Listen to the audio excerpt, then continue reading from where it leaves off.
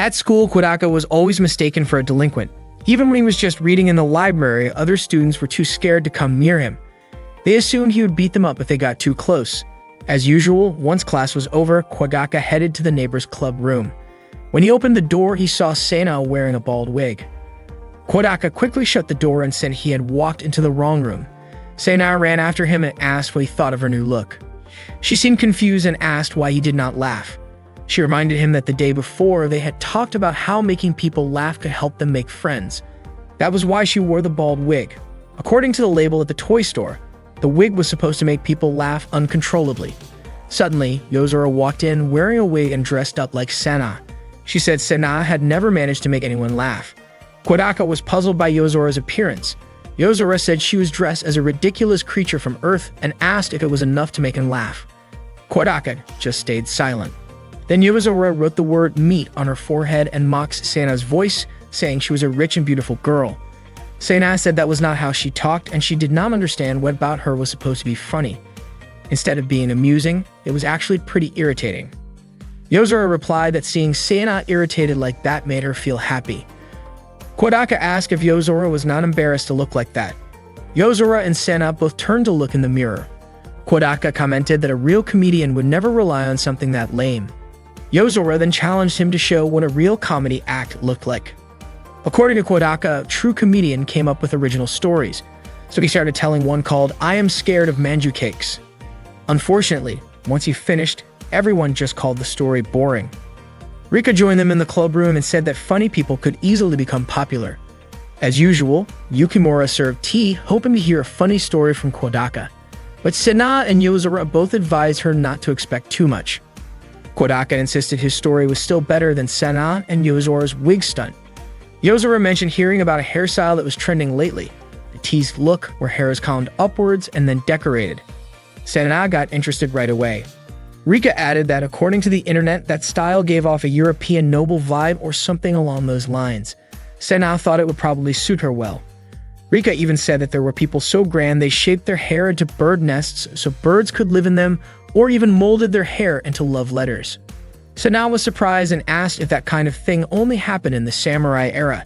Rika explained that it was just a way of expressing oneself, similar in concept to how samurai helmets were made.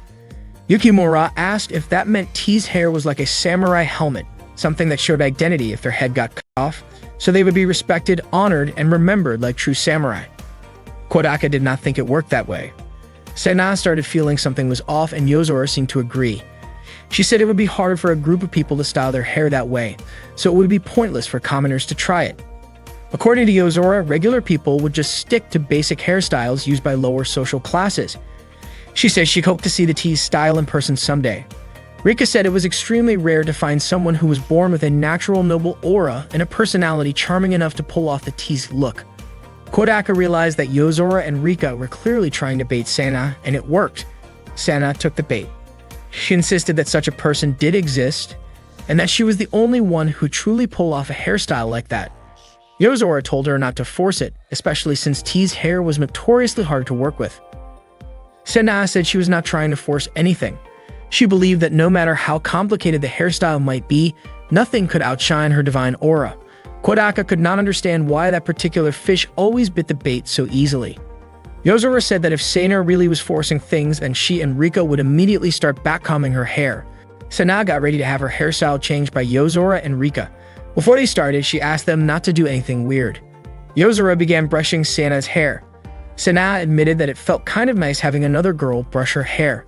Rika commented that Sana's hair was smooth and soft and even the ends were not split. Just for that day, Yozora complimented Sana's hair. Sana responded by saying that Yozora's hair was beautiful too, and she added that Rika's hair was shiny and also pretty. Yozora then asked if Sana had any requests before they started teasing her hair. Sana asked for a hairstyle that popular girls would wear. Yozora started thinking about what was trendy and said, summer. Rika suggested adding elements that represented what people liked the most during summer, like incorporating beach waves with curly hair. Yozora agreed and even wanted to add a swirling water accent using rolled sausages. Rika wanted to give it a summer storm vibe by adding a few waves to the overall look. Rika then asked Sana what she thought about the idea, and Sana said it was not bad. Yozora suggested making a hill with a beach on top of it. Things got even more ridiculous when Rika proposed replacing the hair ribbons with a bikini, and Yozora went further by wanting to add watermelon and fireworks. Sana was shocked when she realized they seriously wanted to include a watermelon, a bikini, and even yakisoba in her hair. She started to panic, but Yozora and Rika told her to stay still. Yukimura quickly went to get the watermelon, the bikini, and the yakisoba. At that point, Sana turned to Kodaka for help, but he completely ignored her. Meanwhile, Maria was outside playing in the yard. When someone called out to her, she immediately started doing her assigned task of mowing the grass. When she looked up, she saw that it was Yukimura approaching. Yukimura asked what Maria was doing. Maria said she was cleaning the yard as a punishment for slacking off earlier. Yukimura was there because Sana had asked her to get something. Maria assumed it was probably something related to summer. She handed over a few bugs she had managed to catch. Back in the club room, Yozora and Rika finally finished creating a new hairstyle for Sana. Yozora called her the fiercely backcombed Storm Queen, the most popular girl in A Midsummer Night's Dream. The hairstyle was so outrageous that it even felt heavy on her head. Kodaka thought the two of them were being way too cruel. Yozora and Rika insisted that the hairstyle looked great and made Sana seem elegant. Sana asked if it really suited her. Yukimura said it definitely did. It was not only elegant, but also deeply moving. Yozora even admitted to feeling jealous and said she should have backcombed it herself before cutting her own hair. Sana then asked Kodaka what he thought. Kodaka told her the hairstyle really suited her. The next day, Sana told Kodaka that her father had been furious with her and ended up spanking her before undoing the hairstyle. Later on, when they were in the club room, Rika and Yozora apologized to Sana for going too far. Sana was still upset and stormed off. Yozora felt like the club activities were not going very well. While at the library, Kodaka received a message from Sana asking why he was not in the club room. Kodaka replied and told her that he was studying for the exams. Sana told Kodaka to head to the club room right away because only she and Yukimura were there. Just as Kodaka was about to go, Sana said he did not need to come after all, since Kobato had already arrived. Not long after, Kobato called him and asked for help. Sana could be heard chasing Kobato around. The commotion was loud enough that people nearby started to think it was a kidnapping. That night, while Kodaka was studying, Sana messaged him to ask whether he was confident about the upcoming exam. She then invited him to come study at her house. Kodaka agreed, especially since Sana had the highest grades in their year. The next day, he told Kobato that he would be going to Sana's house that afternoon to study for the exams and asked if she wanted to come along. Kobato was shocked and told him not to worry about her. She said Sana was scary. When Kodaka arrived at Sana's house, he was surprised to see her father, Pegasus, already waiting for him at the gate. Sana came out to greet him and Pegasus politely let them go study. Sana then asked if her father had finished talking to him. Apparently, Pegasus asked about Kodaka every day, which made Sana think her father wanted to have a proper conversation with him. Pegasus claimed he was simply doing his duty by keeping an eye on Kodaka. Kodaka, however, could not understand the way Pegasus thought. Sana brought Kodaka to her room to study. As soon as they got there, Kodaka was shocked to see the ceiling completely covered with photos of Yozora's face. Sana had secretly taken all the photos herself using a digital camera while Yozora was off guard. Kodaka thought she looked like a creepy stalker and asked why she would do something like that. Sana even showed him the wig Yozora had worn back then. She said that when someone holds a grudge, they have to endure it. Kodaka suddenly remembered a story about someone who slept on a tree branch or licked a gallbladder every day, just to keep their anger alive until they could get revenge. Sana said maybe she was kind of like that. She admitted to staring at Yozora's photo every night, smelling the wig she had worn and remembering what Yozora did to her to fuel her drive for revenge. Sana made it clear that she would definitely get back at her. Kodaka had not expected Sana to be this intense. She was far scarier than he had imagined. While they were studying, Kodaka accidentally glanced at Sana's chest. He asked her how to answer one of the questions, but he could not concentrate because of the distraction. Sana called him stupid for not being able to solve it, which made him decide to try answering it on his own. Not long after, Stella came in and brought them some snacks. She greeted Kodaka, asked how things were going, and then handed him a condom. Kodaka was stunned. After Stella left the room, Sana asked what she had given him. Kodaka did not say, and Sana tried to snatch it from him. In the process, he accidentally caught a glimpse of her cleavage, which Sana immediately noticed and was not happy about. Sana admitted that she felt too lazy to continue studying and ended up asking Kodaka to hang out instead. She invited him to play Iron Necromancer, a game she had just bought. She knew that Kobato really liked the anime version, and although she had already purchased the full set of Blu-ray discs, she had not watched them yet. She planned to watch it together with Kobato. Kodaka felt relieved that Kobato had not come along to Sana's house. Sana managed to win the game easily. In fact, that was her 10th consecutive win. Kodaka was surprised considering she did not know how to play at all when they first started. Sana said she was good at everything. Time passed quickly, and before they realized it, the day was already turning into evening, yet they had not studied at all. Just as Kodaka was about to head home, Sela appeared and said that dinner was ready. Sana then invited him to join them for dinner. After dinner, Kodaka got up to say goodbye, but Pegasus asked him to spend the night. Kodaka could not bring himself to refuse. He quickly sent a message to Kobato, telling her to either heat up one of the frozen meals in the fridge or make instant noodles for dinner. At that moment, Kobato was happily singing to herself. After eating, Kodaka decided to take a bath. Not long after, Pegasus showed up, saying that he wanted to scrub Kodaka's back. Kodaka politely declined, saying there was no need, but Pegasus insisted that he should not be shy. Pegasus shared that back when Hayato was still around, he used to take the initiative to lather up the soap and sit behind him. As he scrubbed Kodaka's back, Pegasus asked how it felt. Kodaka said it felt just right. That moment reminded Pegasus of the first time he and Hayato been together. Pegasus then brought up the fact that Sana had come home from school the day before with fried squid and yakisoba in her hair. He asked if Sana was often picked on at school. Sana had told him that hairstyle suited her best, and in the end, Pegasus had given her a punishment. Pegasus also noticed that such a hairstyle did not exist, which confused him, especially since Sana usually held herself with pride. He started to worry, but Sana told him she had done it by her own choice. Kodaka asked whether Pegasus had seen the state of Sana's room recently. It turned out that Sana had not allowed Pegasus near her room since she started high school, and he thought that was normal. Kodaka wanted to say that it seemed like Sana was turning into a pervy stalker-type girl, but he knew he could never say something like that out loud. Instead, he told Pegasus that Sana had never been bullied by her classmates.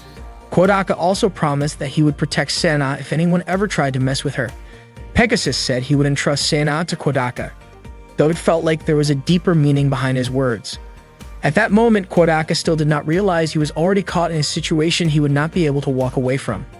That night, before falling asleep, Sana, as usual, imagined Yozora's face while kissing Yozora's wig as a way to fuel her feelings of revenge. That day, as usual, Kodaka headed to the neighbor's clubroom after class. He was surprised to see a girl he didn't recognize. When she greeted him, he finally realized it was Rika. She had let her hair down and wasn't wearing her glasses. Kodaka asked about her glasses, and Rika explained that she just wanted to change things up a bit and see if people viewed her differently without them. When Kodaka asked if she was wearing contact lenses, Rika told him that her glasses had always been fake. She didn't actually have any vision problems and only wore them as a fashion choice. Kodaka never expected Rika to talk about fashion at all. She then asked what he thought of her current look. Kodaka felt like she had transformed like a wildflower blooming on a hillside. If he had to choose, he would say her look without glasses matched his taste more. Without realizing it, Kodaka had accidentally said those thoughts out loud. Rika immediately blushed. Yozora, clearly annoyed, stomped on Kodaka's foot. Sana and Yukimura didn't look too happy either. Meanwhile, Rika laughed at Kodaka's reaction. Rika hadn't expected Kodaka to think of her that way, and then, in her usual bold manner, she invited him to do something inappropriate with her. Kodaka flatly rejected the idea. Rika quickly apologized, realizing that what she said had been rude. She then tried to rephrase her words more politely, but the soft tone still ended up suggesting the same thing. Kodaka sighed and asked why it had to be Rika, of all people, who acted like that. Rika was shocked by how disappointed he sounded. It nearly brought her to tears. Kodaka ignored her and chose to focus on studying instead. Rika couldn't believe how heartless he was, completely disregarding her hurt feelings, but strangely, that coldness only seemed to excite her more. Deciding she needed a break from reality, she thought it might be best to escape into the two-dimensional world. Rika asked Sana for permission to use her TV so she could watch an anime she had just bought. The anime was titled Gay Game Club. Yozora immediately smacked Rika in the face and demanded to know what kind of inappropriate material she was planning to watch in the clubroom. Rika insisted it wasn't anything indecent. She explained that although the show was based on a romantic game between men, the adult scenes had been removed in the anime adaptation, making it suitable even for kids. While it did have a few sensual moments on screen, she said it was still safe for all ages. Yozora, unconvinced, asked who would even care about that. Rika replied that she cared and even showed Yozora that the disc had no 17+ rating on it. Yozora argued that even without the label, the title and cover alone were already suspicious. Rika countered that things shouldn't be judged just by appearances. Kodaka agreed with Rika. He said that before criticizing something, it's better to take a closer look at what's inside. Judging based only on appearances could really hurt someone. Rika was touched and said that Kodaka was amazing. She invited Yozora to watch the anime with her, explaining that the scenes had been re-edited and some new ones were added, so even first-time viewers could easily follow the story. In the end, everyone ended up watching the anime together. The first scene featured Koyomi inviting Fumio to try out a Gaiden game. At first, Fumio wasn't interested, but after watching a bit, he changed his mind and decided to give it a try. Fumio's friends were shocked that their game hadn't sold a single copy. However, Fumio got upset and hit one of them, saying that sales numbers didn't matter to him. The climax came when an antagonist tried to destroy the Gaiden club, and Koyomi refused to let that happen. He stood his ground, ready to protect the club. The ending was unexpectedly emotional, with Koyomi declaring that even if the whole world turned against him, he would always protect Fumio. To everyone's surprise, both Sena and Yozora ended up in tears because of the anime's touching story. Rika asked Yozora what she thought of it, and Yozora admitted that it was actually pretty good. But just as the credits were about to roll, an unexpected twist came. Koyomi and Fumio shared a kiss. That scene left everyone stunned. Without realizing it, 2 hours had already passed. Yukimura commented that the show was surprisingly good. Yozora then asked Rika why Koyomi and Fumio kissed at the end. Rika explained that once the two characters had truly understood each other's feelings, it was only natural for them to share a kiss. Yozora was puzzled, especially since Koyomi and Fumio were just friends. According to Rika, it was simply because Koyomi and Fumio were human. Yozora questioned whether it was normal to do such things with a friend, but Rika didn't think it was strange at all. She said that when emotions come into play, it's only natural for the body to follow, even if it's between friends or even between two guys. So if they genuinely liked each other, it would make sense for them to just kiss and even do intimate things, because, as Rika put it, that's just nature taking its course. Kodaka responded that it wasn't okay to casually bring up guys doing things together as if it were totally normal. That made Yozora realize for the first time that even friends could kiss. She immediately turned to look at Kodaka. Yozora admitted that she had misunderstood the anime. Rika asked if that meant Yozora's interest in homo content had finally been awakened. Yozora quickly denied it, saying she only thought the club's homo-themed game anime wasn't bad. Rika was excited to hear that someone actually enjoyed it. Yozora even told Rika not to hesitate to show her other similar anime if she had any. Rika was thrilled to have finally found someone who shared her taste, but she reminded herself not to mess things up in a moment like that. Stena, however, thought the anime wasn't suitable for all ages. She was confused by the fact that Yozora had once called her gal games perverted and disgusting, yet seemed to accept the homo-themed anime from Rika without hesitation. Yozora told Sana not to compare a story about male friendship to some dumb game focused on poking and prodding women. That really got on Sana's nerves. She felt insulted that Yozora had dissed her gal game. Yozora then asked if Sana had the guts to read aloud the scene she was playing. She pointed out how inappropriate the dialogue was and claimed that she herself could read any scene from the Homo Club anime because, in her opinion, it was a piece of high art. Sena challenged her to do it. Yozora read one of the scenes out loud, and the dialogue turned out to be surprisingly well written. Sena flipped through to find another one, but they all still sounded impressive. Kodaka couldn't believe Yozora actually remembered every line of the scenes. Yozora said it was Sena's turn now. If there was really nothing embarrassing in her gal game, then she should have no problem reading a scene aloud. Sena went quiet, but Yozora kept pushing her. Eventually, Sena gave in and agreed to read it just like Yozora did.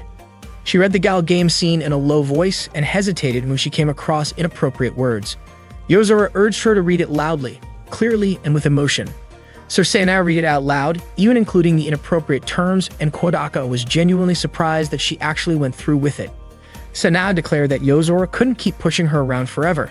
Yozora was stunned by how extreme the gal game dialogue turned out to be. Sena asked, wasn't it true that there was absolutely nothing to be ashamed of in the game? Yozora admitted defeat and acknowledged that Sena had won, though she also said she didn't want to look at her right now. Rika commented that the scene they had just heard was a bit much for her, and even Yukimura confessed that she hadn't realized Sena could be that suggestive. Yozora said she finally understood why Sena liked that game and apologized for making fun of her. Sena was shocked and immediately ran off, but not before snapping at Yozora and calling her a perverted game freak. That same day, Kodaka had just finished his exams and was walking across the schoolyard when a girl dressed as a nun called out to him, referring to him as a lost little lamb. Kodaka ignored her. The girl called out again, saying that ignoring a servant of God was practically a sin. Kodaka turned and asked if she was actually talking to him. She laughed and offered to listen if he had anything on his mind, saying she was a sister and it was her job to help. She said she understood that life was full of problems, so many that perhaps that was why Kodaka had turned into a delinquent and dyed his hair. Kodaka clarified that his hair was naturally that color. She apologized for stopping him, but told him that if he ever needed someone to talk to, he should feel free to come to the counseling room. The girl introduced herself as Kate and told Kodaka to call her either big sister or mom. Suddenly, Maria shouted out and called Kodaka her big brother, then ran up and hugged him. Kodaka asked if Maria knew Kate.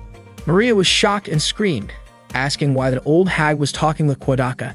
Kate got annoyed and immediately tugged Maria's ear for calling her an old lady. It turned out that Kate was Maria's older sister, and she ordered Maria to call her beloved big sister. Maria, clearly in pain, apologized and Kate let her go. Kate assumed that the guy in front of her was Kodaka. She mentioned that she had heard a lot about him from Maria. She also introduced herself again as Maria's older sister. Just as Kodaka had seen, she admitted that Maria was a pretty clueless little sister, but she thanked him for taking care of her. Maria then said that Kodaka would always be her big brother whether Kate asked him to or not, and walked away. Kate yelled at Maria to do her job properly, but Maria loudly shouted back that she didn't want to. Kate was confused by how her little sister could be that clueless, but she was still grateful to Kodaka and the other members of the neighbors' club. Maria had been a lot more cheerful ever since she became the club's advisor. Kodaka said he had always thought Maria was naturally that cheerful. Kate explained that the only thing Maria ever really did was study. Her self-confidence was sky-high and she looked down on others. Things got even worse after she skipped grades. That's why Kate was thankful to Kodaka and to Maria's little vampire sister for being there. She also expressed gratitude to Yozora, who had pushed Maria out of her shell without giving her a chance to talk back. According to Kate, Yozora was the only person Maria couldn't manipulate. Kodaka understood. He hadn't expected anyone to be that thankful to Yozora. Kate added that it might have been a bit too much to force a little girl to run completely naked through the school. Kodaka apologized and promised it wouldn't happen again. Kate asked them to continue supporting each other, then called Kodaka Big Brother. Kodaka agreed, but also asked why she called him that. Kate explained that since Kodaka was Maria's big brother, he was basically her big brother too. She was only 15 after all. She then said goodbye. Unfortunately, as she walked away, she accidentally let out a fart and Kodaka saw it happen. Not long after that, Yozora called out to Kodaka. She said she thought he'd already gone to the club room.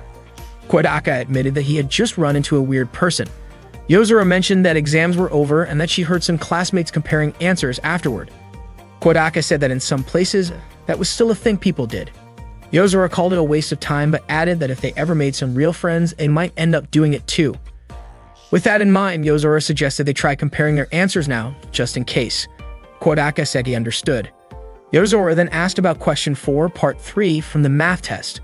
Math had been on the first day of exams and Kodaka couldn't even remember the question, let alone the answer. Unfortunately, that was the only question Yozora had doubts about. Kodaka asked her what the question was about. Yozora said it was a logic problem worth 15 points. Kodaka wasn't entirely sure and his answer was a bit long. From his point of view, it was kind of hard to determine whether their answers were right or wrong just by talking it through. Yozora thought it would be better if she had just admitted that the question was tough, or that she wasn't confident in her answer to begin with. When she asked whether the question had been difficult, Kodaka agreed that it had. Yozora then said she wanted to compare other questions, but Kodaka suggested they should stick to multiple choice questions, fill in the blank types, or ones they had just worked on that day. Yozora picked question 11, part 2, from Japanese history. Kodaka took another look at it. It was the one asking for the name of the Hauju family retainer who assassinated Judge Yasunori Adachi. Kodaka had answered with Yoritsuma Taira, and he felt pretty confident was correct. Yozora also knew that was the right answer, but pointed out that there was a chance she might have written Amy instead of Suna by mistake, and she hoped she had spelled it correctly. That made her unsure of what she had written earlier, and hearing that made Kodaka start to second-guess himself too. He realized that comparing answers could actually be pretty terrifying because it might shake your confidence in answers you had been sure of before. Yozora then brought up question 18, part 2. Kodaka said he had just guessed on that one. Suddenly, Sana chimed in, saying the answer was the year 1324. She walked over and asked if Yozora and Kodaka were comparing their answers. She said they should include hers in the mix, claiming they were lucky to have the chance to compare their answers with hers, because hers were perfect. Yozora told her to leave, saying she wasn't needed there. Sena was confused and asked why she was being shut out like that, then invited Yozora to compare answers with her directly. Yozora brought up math question 5, part 3. Sena confidently said the answer was 45. Kodaka was surprised that both of them could remember the answers just from the question numbers.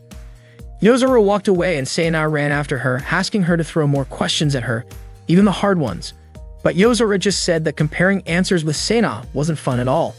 Instead, she said she would rather compare her answers with Tomo, her imaginary friend from the wind, and ignored Sena completely. That afternoon, Kobato was watching TV while Kodaka was cooking. Suddenly, the doorbell rang. Kodaka asked Kobato to answer the door and told her that if it was someone from the newspaper agency, they didn't need anything. Right after that, he heard Kobato shout that they didn't need any. Kodaka figured it must be the newspaper agent, but when he went to check, he saw that Kobato was actually trying to stop Maria from coming into the house. Maria got excited and immediately jumped toward Kodaka. Kodaka was surprised to hear that she ran away. Maria explained that Kate kept forcing her to work, and she figured that since Kodaka was her big brother, he wouldn't make her do chores. Hearing that, Kate got annoyed and told Maria that she might as well just become Kodaka's child.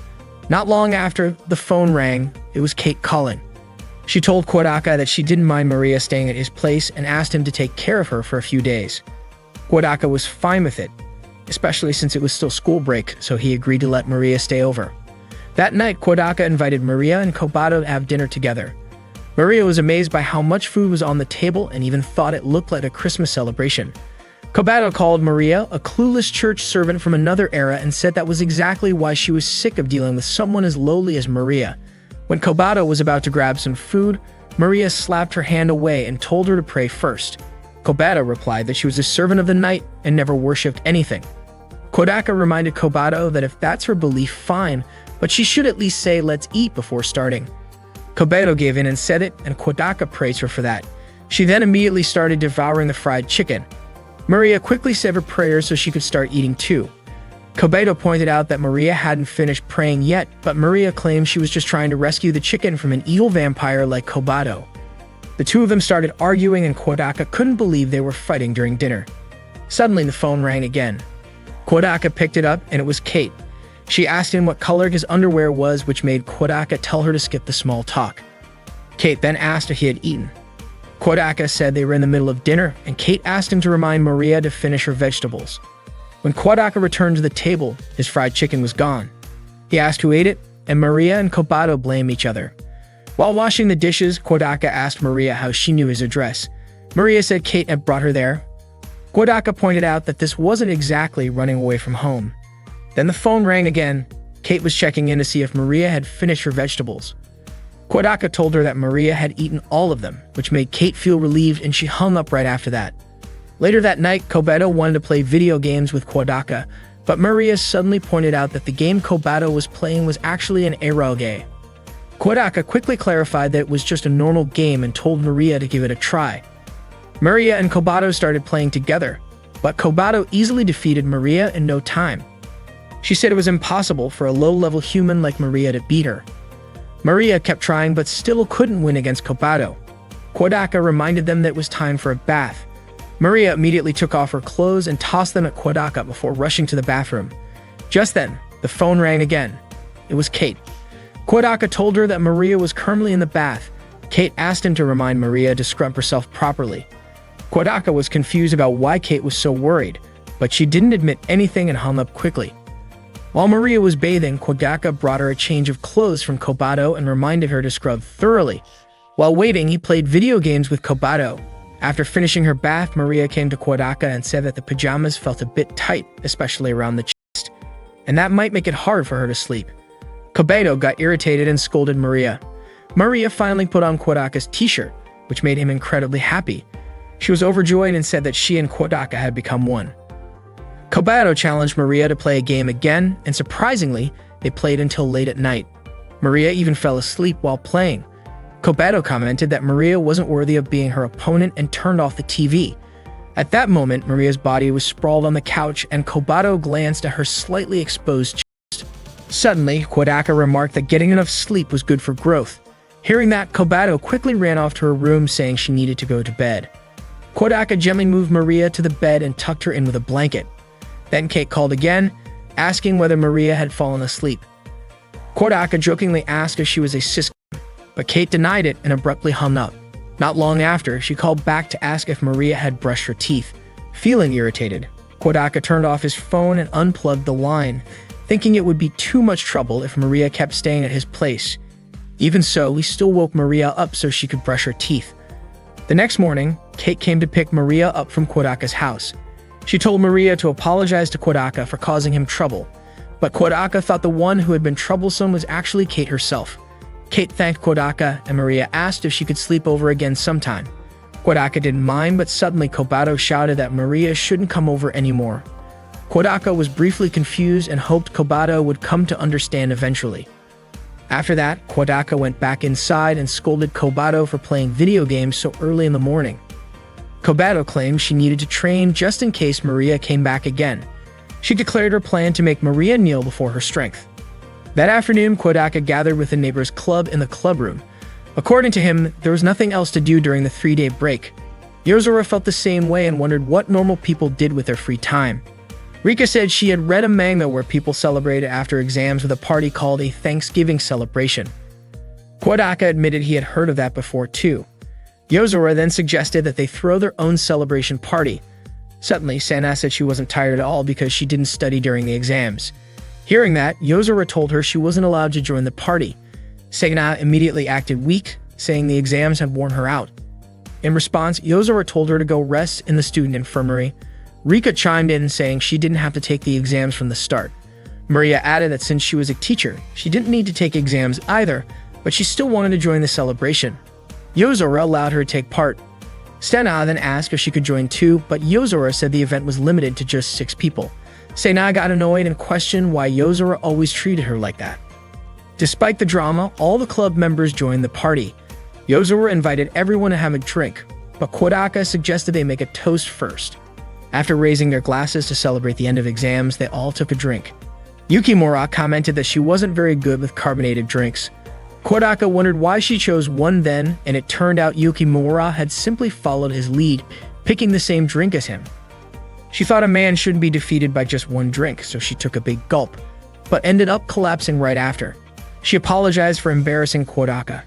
Kodaka told her to just drink some orange juice instead, and he would finish the soda for her. Rika pointed out that this counted as an indirect kiss. That comment triggered a memory in Kodaka's mind of young Yozora coughing after trying soda. He then asked Yozora if she still couldn't drink soda. Yozora replied that it wasn't that she couldn't, she just didn't like it. Rika and Sana looked surprised when they heard Kodaka use the word still, and they both began to get suspicious. Kodaka forgot that he had to keep his past and Yozora a secret. After they finished all the snacks, Yozora asked what they should do next, whether they should play a game. Rika mentioned that she had heard of a group game called the King's Game, where the king is chosen randomly, and whoever is the king gets to order anyone to do whatever he wants. Sana got really excited and even planned to order Yozora to lick her feet. She was enthusiastic about getting everyone to play the King's Game. Yozora agreed and even planned to give Sana a tough time during the game.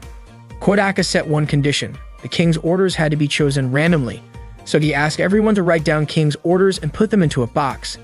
He had to do this because otherwise everyone would just make up orders as they pleased. On the first turn, Sana got to be king. She even said that she was obviously the one who deserved to be king. Yozora immediately handed her the box full of orders.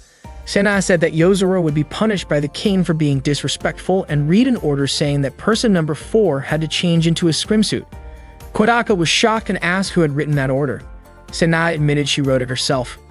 Kodaka then asked what would happen if the order was directed at Sana herself, but she said she wouldn't be affected.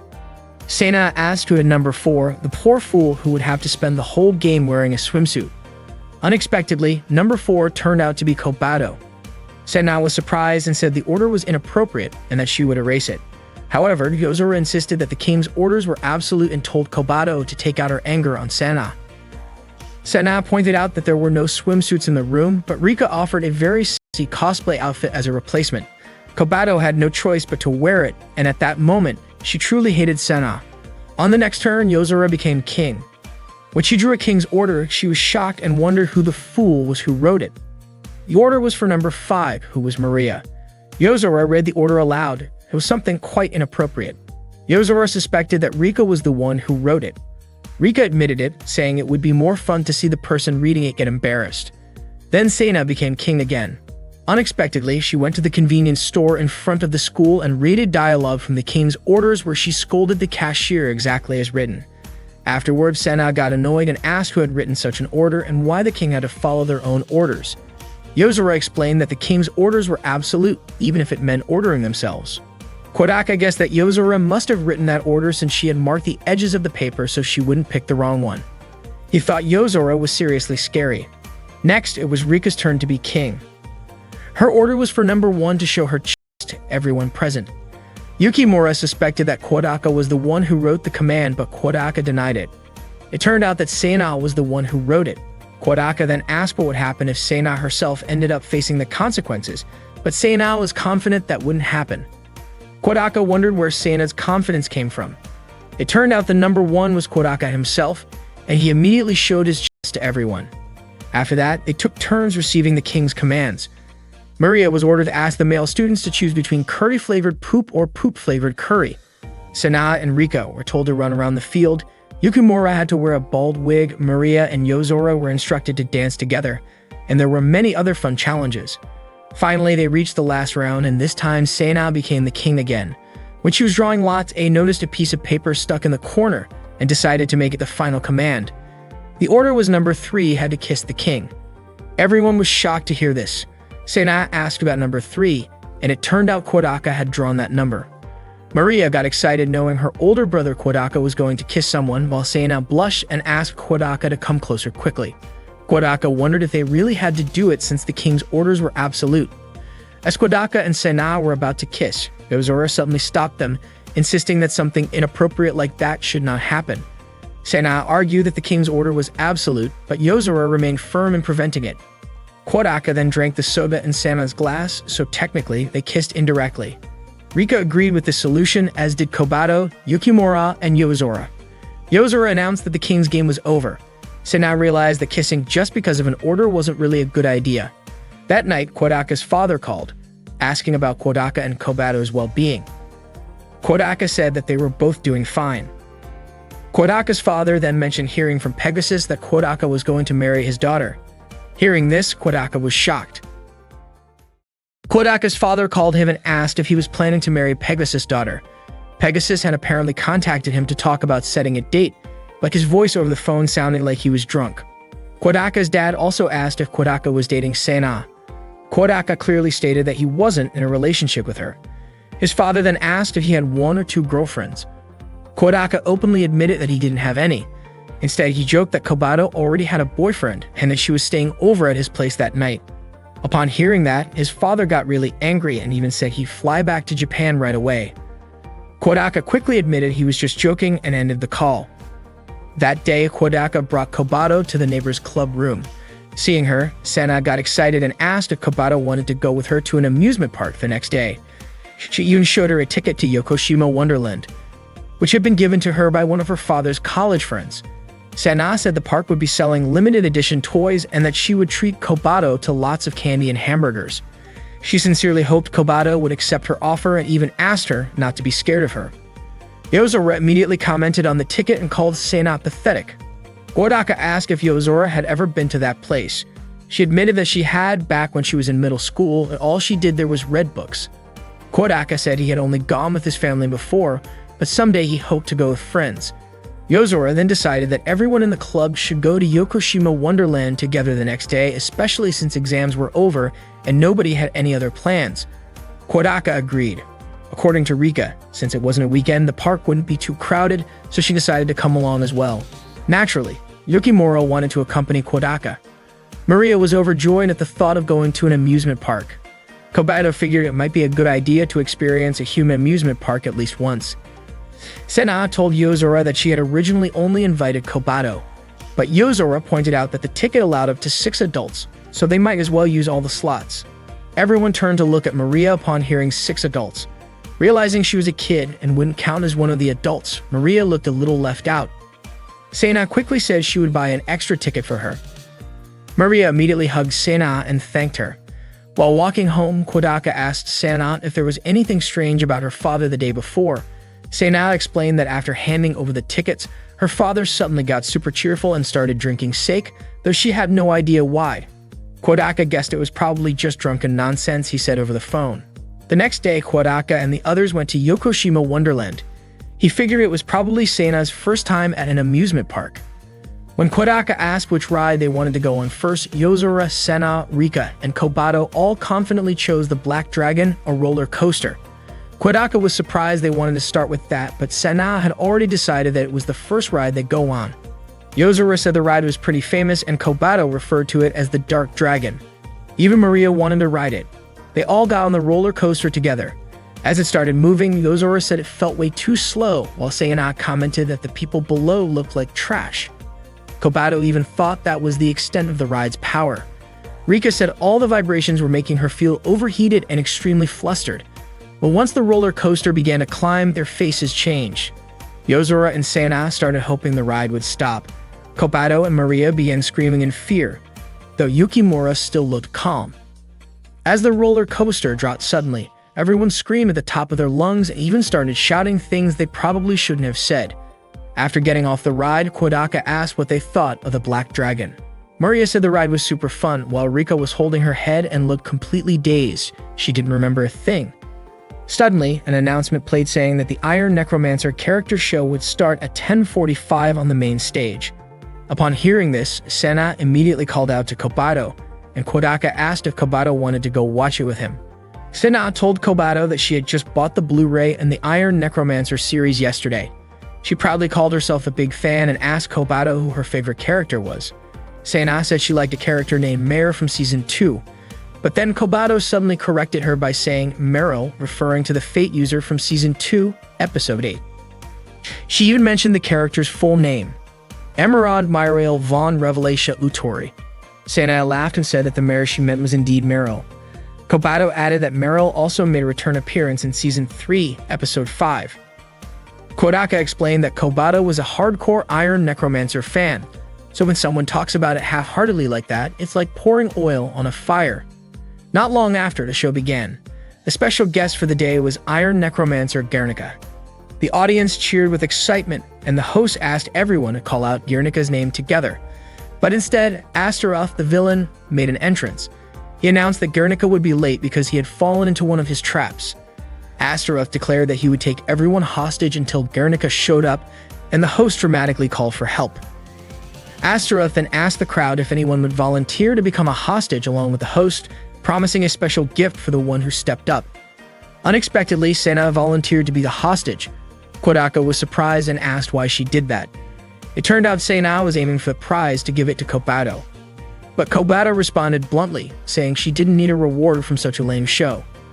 The host then apologized and said that mothers weren't allowed to be hostages. Astaroth suggested Kobato take her place instead. Sena looked completely confused by the conversation. Kodaka explained that both the host and Astaroth had assumed Sena was Kobato's mom. Sena was shocked and asked why they would think that. She even joked that if she was the mom, then that would make Kodaka the dad. Kodaka was quick to reject that idea. At that moment, one of Astaroth's sidekicks persuaded Kobato to join in, and she agreed to become the hostage.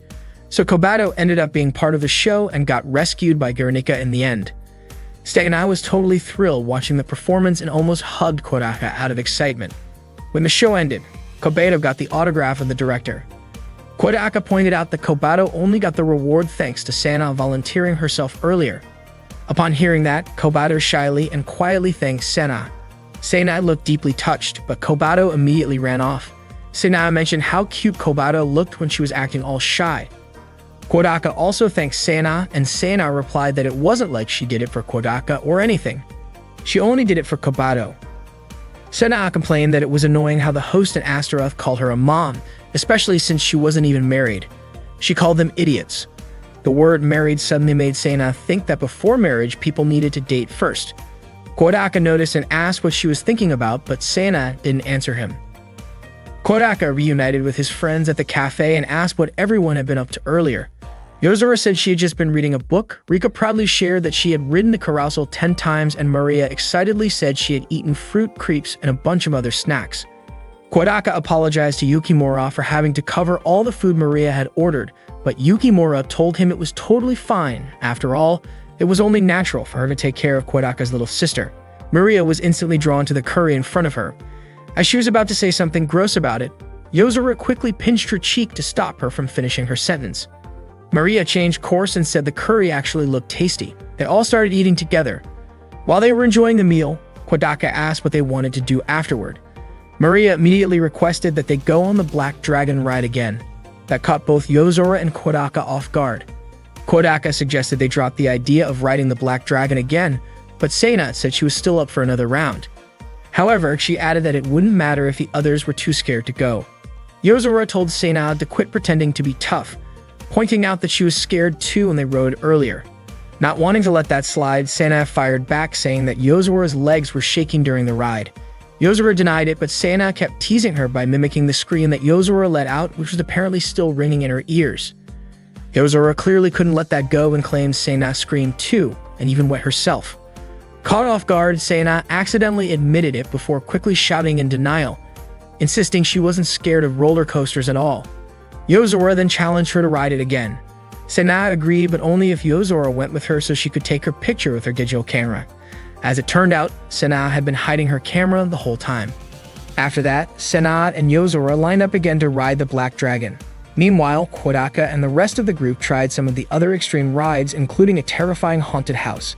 Later, Kodaka suggested they go on the Ferris wheel. Once they reached the top, they looked down and commented on how tiny the people below looked. Kodaka mentioned that the Black Dragon looked amazing from up there and wondered how Yozora and Seina were doing. Rika pointed out that they had been separated for quite a while and suggested they go find them. Once they got off the Ferris wheel, they quickly spotted Yozora and Seina sitting on a bench looking exhausted. Kodaka walked up and asked what had happened. Apparently, the two of them had ridden the Black Dragon 8 times.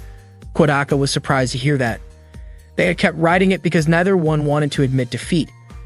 Rika asked who had won, but there was still no clear winner. They planned to settle it on a 9th ride. Kodaka urged them to just call it a draw, saying they had both tried hard enough. But Yozora and Seina were too stubborn to quit. They were determined not to lose, even if it was tough. Eventually, they couldn't take the nausea anymore and both became quite ill. Kodaka and the rest of the group quickly made their way to the nearest laundry facility to clean up. Kodaka told everyone to meet up again at the entrance gate at 4 o'clock. Afterward, they all headed to the bathhouse. Maria, however, decided to join the men's side instead. She said she didn't want to be in the same area as Yozora and Seina due to the unpleasant smell. Hearing that, Kodaka allowed her to join the men's bath. Maria was happy to have the chance to bathe with her beloved big brother. While Kodaka was rinsing his hair, Yukimura suddenly showed up and offered to help him. Kodaka was caught off guard and initially declined, saying he could manage on his own. Yukimura responded with a bit of disappointment, but eventually Kodaka accepted her help. As Yukimura helped Kodaka, they had a quiet conversation about identity. Maria curiously asked about some differences between them, and Yukimura explained that she was still growing and figuring things out. Kodaka realized something about Yukimura and later shared it with the group, who were all surprised. Rika then gently talked to Yukimura in private to help her understand herself better. Yukimura accepted the truth about her identity and shared her feelings with Kodaka, explaining how family had influenced her thoughts about herself. Kodaka kindly reassured her that she could be herself and didn't have to fit into any particular mold. This comforted Yukimura, who promised to continue supporting Kodaka.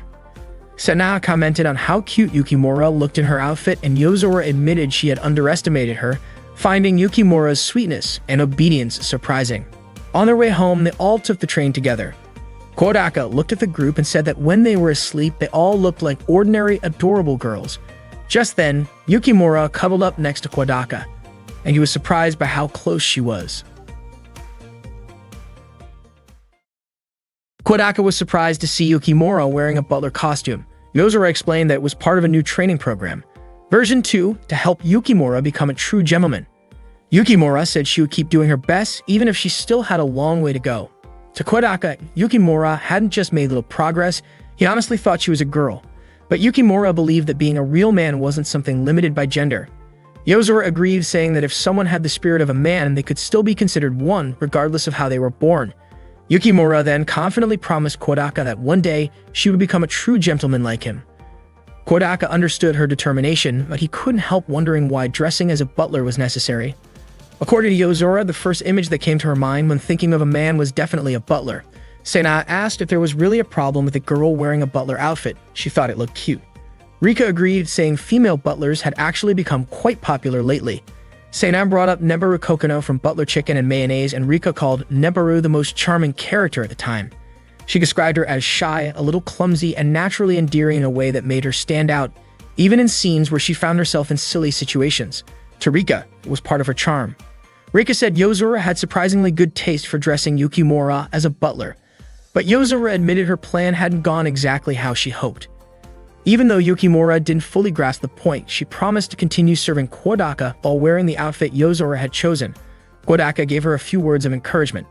Then Kodaka noticed Rika playing a game on her laptop. He asked if it was another BL game, and Rika confirmed it, though she mentioned she also had a backlog of RPGs, shooters, and even otome games. Curious, Kodaka asked what otome games were. Rika explained that they were story-based romance games aimed at women. She showed them a title called Kirameki School Life. Yozora immediately said it was cursed with something she called the Samapaname curse. Kodaka asked if that had anything to do with Kirosuku. Rika clarified that it was the gender-swap version of Kirameki School Life Otome. In this version, all the supporting characters were male while the protagonist remained female. The game had earned the nickname Girlsuku. Rika noticed Yozora didn't seem very interested, and Yozora admitted that if it was based on what she considered a silly game, it probably wasn't for her. Stana wasn't about to let that slide. She hadn't played Girlsuku herself, but she felt Yozora's comment was like an indirect insult to her little sister. For Sena, saying something bad about Girlsuku was like insulting Kobata personally. Kodaka suggested that Yozora shouldn't judge a game by its cover. Eventually, Yozora agreed to at least try it out. When the game started, Yozora skipped the opening video, saying it was a waste of time. Then the game asked her to input a name. Rika told her it was for the protagonist. Yozora joked that if the main character was supposed to be someone who flirts with a lot of guys, she might as well name her Sena.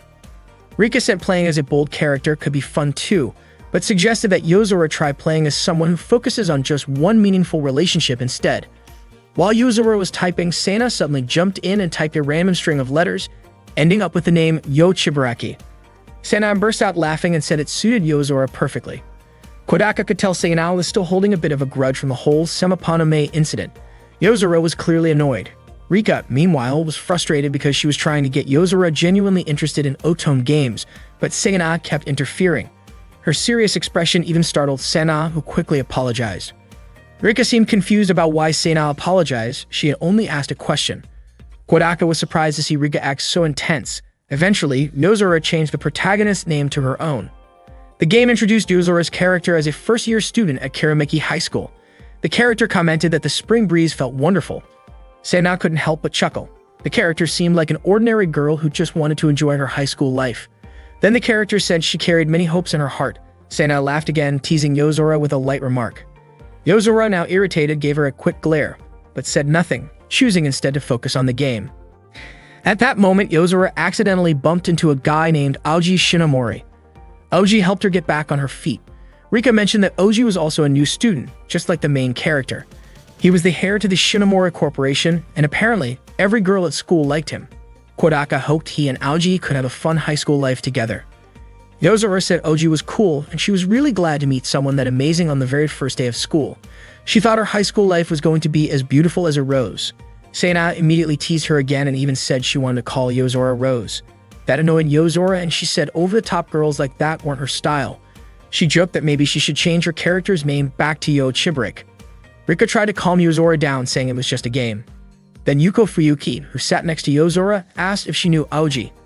Yozora, clearly irritated, asked when the "just let me die" option would appear because she thought Yuko was way too friendly. She was convinced Yuko was the same type of girl as Akari Fujibayashi. Senahan didn't like that and defended Akari, saying she was a good person. Yuko said she hoped she and Yozora could become close friends, but Yozora believed Yuko would end up betraying her eventually. When Yozora looked at her character stats, she realized her character didn't have any useful skills, so she decided to start leveling up her intelligence. At one point, she was in the library studying. Suddenly, a guy wearing glasses approached her and offered to help her study. Rika was immediately into the guy with glasses. Sena, however, said he looked like the girl's version of Yukiko, and that his appearance was just average. Kodaka said the guy's name was Tuma Suzutsuki, and he was the smartest student in school. Kodaka wondered why Yozora didn't pick him to help her study. Toma asked if Yozora often came to the library to study. He said he wanted to get to know her better. Yozora, on the other hand, was convinced that behind Tuda's serious appearance, he was just another pervy glasses guy. So she decided to send him away, not wanting to be bothered. Tuma, however, said he admired her strong will to handle everything on her own, but he also reminded her that it was okay to ask for help sometimes. He offered to be there for her if she ever needed assistance. Then the game prompted her to go on a date with Tuma. Yozora thought that was too much trouble and figured it'd be better to just avoid the library and do other things. So she started doing sports, painting, shopping for clothes, and even washing dishes. Eventually, her character's stats got better. Yozora really liked that because it felt more like her.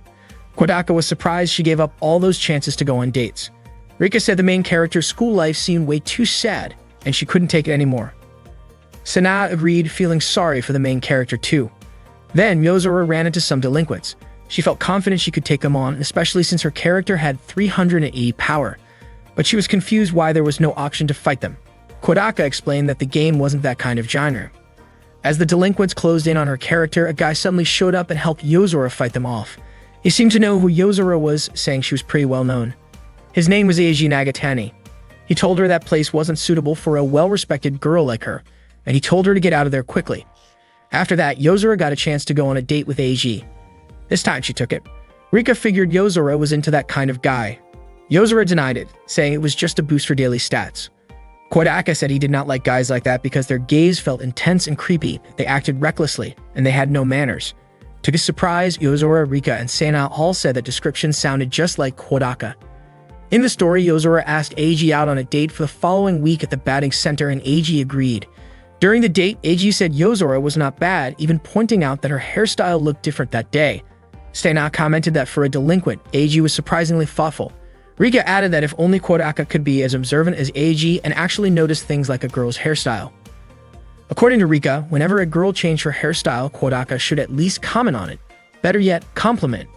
Kodaka responded by saying that he had already mentioned before that Yozora looked better with short hair. Yozora was caught off guard and told Kodaka not to bring that up. Rika asked if that meant Kodaka had just complimented Yozora. But instead of answering directly, Kodaka realized that Rika had also been changing her hairstyle quite often lately. Rika was surprised and asked why he never said anything, especially since she had been trying to get his attention. That made her feel sad. Kodaka admitted that he had always been paying attention to her. Otherwise, he would not have known what she was planning. Rika said it was too late for him to say that now. It was pointless. If only he had complimented her from the start, he would have already earned a bunch of love points from her. She added that she probably should not be saying that, but she was just that easy to win over. If this were an eroge, they would have already done a bunch of inappropriate things by now. Kodaka was confused about why he needed to earn love points from her. Suddenly, Rika yelled in frustration. She said she was not feeling well and was heading to the science lab to cool off. Yozora called Rika a pitiful girl. At that point, Yozora seemed unsure about something, maybe because Eiji had started to like her. Kodaka said it was obvious that Eiji had fallen for her. But then Eiji suddenly asked Yozora to stop seeing him. He said that Yozora was a top student and the student council president, and if she kept hanging out with a delinquent like him, it would ruin her reputation. Right then, Yozora slapped Eiji and asked if he thought she was the kind of person who only cared about her reputation. She made it clear that she would decide for herself who she wanted to be with. Then she told him to stay with her from that moment on forever. Sena said Yozora looked so cool at that moment. In the end, Yozora graduated and got into a prestigious university. But she had no friends at all and had spent the last 3 years feeling lonely. Maybe she needed to treat people more kindly. Sana was annoyed that her story ended like that and wondered what happened to Eiji's character. Out of nowhere, Rika came in and said Yozora had missed an important flag. She asked why Yozora had not gotten close with Yuko or any of the other male characters. That was when Yozora finally realized her mistake. Rika told her not to worry about it. Failure was normal in games. All she needed to do was learn from her mistake and come back with a revenge run. But Yozora said she was done. If that was how her life was going to go, then she would just live it her own way. She apologized for calling the game trash earlier, saying that it was actually pretty interesting, especially because it gave her a friend like that delinquent guy who had no real-life friends. The next day, when Kodaka walked into the neighbor's club room, Rika greeted him. Kodaka noticed that her appearance had changed again. Rika said she had switched up her hairstyle and asked if he noticed anything else. Kodaka took a guess, asking if she had shaved her head or changed her hair tie, but both guesses were wrong. He then asked why her hair had been dyed blonde and if she was planning to become a delinquent. Rika said she just wanted to try coloring it. She was not worried about hair damage because she had used a special dye. That dye was her own invention, and it would not damage hair at all. If she used a second liquid that came with it, the hair color would return to normal in no time. According to Kodaka, most of Rika's inventions felt kind of bland. He mentioned that she had created things like computer programs, a room lamp that couldn't be turned off, an electric pot that could cook without a heat source, and even an automatic insect catching system. While he admitted all of them were useful in their own way, he felt like none of them had any sense of romance. Rika then asked what she should create instead. Kodaka suggested she build a giant robot, something he personally liked. Rika was shocked that his very first suggestion was such a massive, international-scale project. Kodaka then threw out more ideas. What about a 5-dimensional bag? But apparently that was even more complicated than building a giant robot. He kept going, suggesting a flashlight that could make things bigger or smaller, a cloth that could repair broken items, jelly that could let people understand all kinds of languages, or even a time machine. That day, Rika showed Kodaka and the others something she claimed was a working time machine. She said it could let a person's consciousness travel back into the past. Kodaka was skeptical, but Rika insisted he try it out. She strapped the device to Kodaka's head and set it so he would go back 5 minutes. Yozora asked if Rika was sure it was safe. Rika asked everyone to trust her. Once everything was ready, Rika told Kodaka to think about the moment in the past he wanted to visit. Then, when he opened his eyes, he found himself back in a memory, standing in a playground and meeting young Yozora, who he used to call Sora. Kodaka was shocked to see that his body had also turned into a child's. Yozora told him not to forget their promise for tomorrow before she headed home, but Kodaka suddenly called out to her using her real name, Yozora.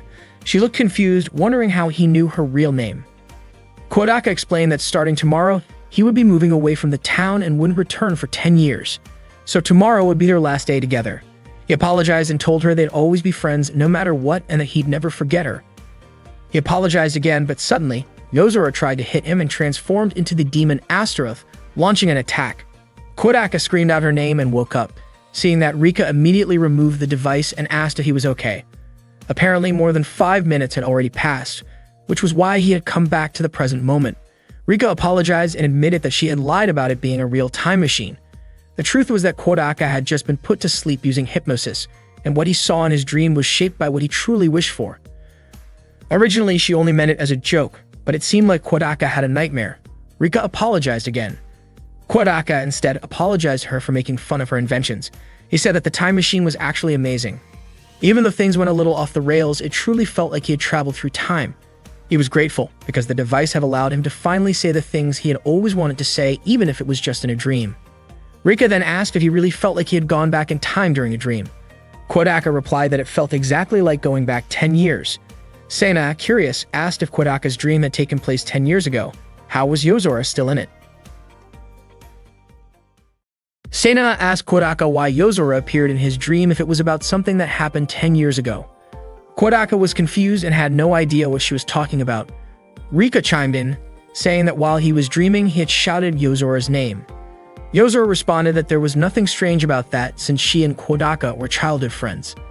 Everyone was stunned by that revelation. Yozora explained that she and Kodaka used to play together all the time before he moved away from the city 10 years ago. That was why they were called childhood friends, or maybe even just friends. Segna then asked why Yozora had never told the rest of the neighbors' club about it. Yozora replied that there was no reason to tell anyone. Rika had suspected as much and commented that childhood friends were basically like ex-friends. The next day, Kodaka returned to the neighbor's club room.